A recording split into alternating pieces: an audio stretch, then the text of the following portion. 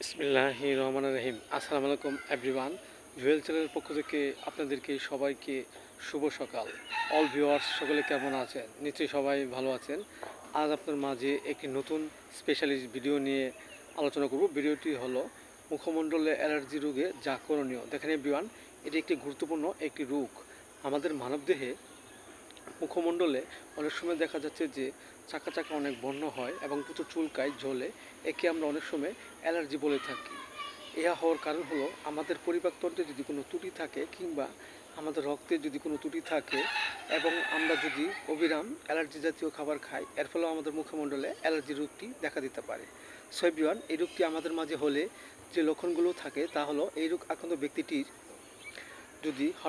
যদি প্রচুর গরমে তার মুখে চাকা চাকা বন্য হয় এবং প্রচুর চুলকায়, ব্যথা করে, এক্ষেত্রে অবশ্যই আমরা যে ওষুধটি সেবন করতে পারি সেটা হলো হাইগোফিলা 30। আমরা 2 ফোঁটা করে সকাল বিকাল 2 বার সেবন করতে পারি। এছাড়া দেখা যাচ্ছে যে আমাদের মুখমণ্ডলে যদি গোলাপি রঙের কিছু চাকা চাকা বন্য হয় এবং প্রচুর চুলকায়, ব্যথা করে, জ্বলে, এক্ষেত্রেও আমরা যে ওষুধটি সেবন করতে পারি সেটা হলো অ্যাপেসমেলো 30। আমরা 2 ফোঁটা করে সকাল বিকাল 2 বার সেবন করতে পারি। এবং দেখা যাচ্ছে যে যে কোনো ধরনের অ্যালার্জি আমাদের মুখে যদি হয় এবং প্রচুর চুলকায়, এবং উত্তম রূপে আমরা যে ওষুধটি সেবন করতে পারি সেটা হলো আটিকা ইউরেস মাদার। আমরা 3 ফোঁটা করে সকাল বিকাল 2 বার সেবন করতে পারি। এছাড়া পাশাপাশি আমাদের হোমিওপ্যাথিক যে বায়োকেমিক বড়ি ফেরামপস 6-এর 4টি করে বড়ি চিবিয়ে আমরা হালকা গরম কুসুম পানি সহ সকাল বিকাল 2 বার সেবন করতে পারি। এবং বায়োকেমিক বড়ি নেটামিওর 6X 4টি করে বড়ি চিবিয়ে হালকা গরম কুসুম পানি সহ আমরা সকাল বিকাল 2 বার সেবন করতে পারি।